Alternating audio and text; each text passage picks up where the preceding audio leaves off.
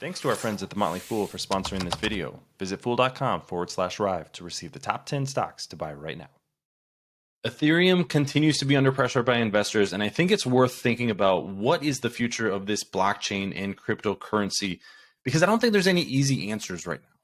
You can see here in this price chart from CoinDesk that the value of Ethereum has gone from nearly $1,800 to $1,285 as I'm recording right now, just in the last few weeks. This was just before the merge is where this peak happened, and obviously investors have been selling ever since. But that brings up a number of questions that I think are really hard for Ethereum investors to answer. And a lot of them center around what is Ethereum's future as a use case. One answer is that this is an investment tool. You'll see this with a lot of people who are bullish on staking. You can stake your Ethereum and generate yield just by having it staked, because that's validating transactions. That some of the transaction fee that users pay go to those stakers. That's how you can generate money from just simply having Ethereum. The problem with that is that you have to have people doing transactions. And so you have to have a thriving ecosystem on the blockchain that is not involved in staking. That gets to the second point: is this a great transaction tool medium? The answer, at least right now, is no.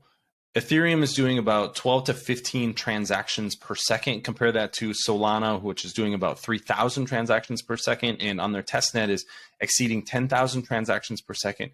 The Ethereum blockchain is just not built for scale in the same way other blockchains are. There are other competing blockchains that are also much faster than Ethereum. Now, there are planned upgrades to increase the output of Ethereum from a transactional perspective, and then also lower costs, which is the other challenge that Ethereum has. But those are months and potentially years away. So I don't see anything bullish, at least short term, from a transaction perspective. That also puts pressure on yields, sort of a downward snowball effect, if you will. One bullish case for Ethereum is that it's actually a great store of value. This would be comparing it more to Bitcoin than a cryptocurrency like Solana, which is built more for transactions. Bitcoin is not built for doing a number of high transactions because of its proof of work concept. But now that Ethereum has moved to proof of stake, it has lower energy costs. It also is potentially a deflationary cryptocurrency, meaning as more transactions take place, they're actually burning cryptocurrency. That means that there's not the inflation of tokens. That's one of the advantages of Bitcoin as well, if you're into the store of value concept. The challenge there is that investors will have to be convinced that this is a better store of value than something like Bitcoin. And even there's a lot of investors that need to be convinced that cryptocurrency is a good store of value at all long term. That's something that I question personally, because I'm more interested in the utility that cryptocurrency and Web3 can play in the digital economy. But there are just simply a lot of unknowns as far as that store of value argument goes for Ethereum. So what is Ethereum's future? Is it an investment tool? Is it a transaction tool? Is it a tool for storing value in a digital economy? I don't think we have an answer for that right now. And I would argue that the first two, the investment tool and the transaction tool, they're actually better blockchains out there for that.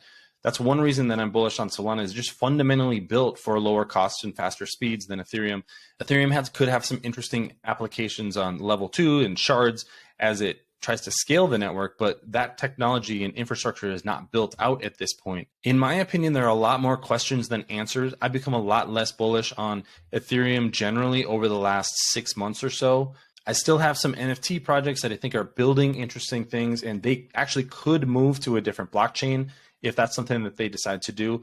But in general, I'm not all that bullish on Ethereum for the reasons that I laid out here. I don't think there's an easy path forward. And I think there are simply better cryptocurrencies and better blockchains out there for doing productive things in a digital economy. That's where I think the growth is in the blockchain generally, in Web3. So that's something at least worth keeping in mind if you are interested in cryptocurrency and have an opinion on the Ethereum token specifically. Thanks for watching this video. I will be back with more crypto and Web3 takes in the future.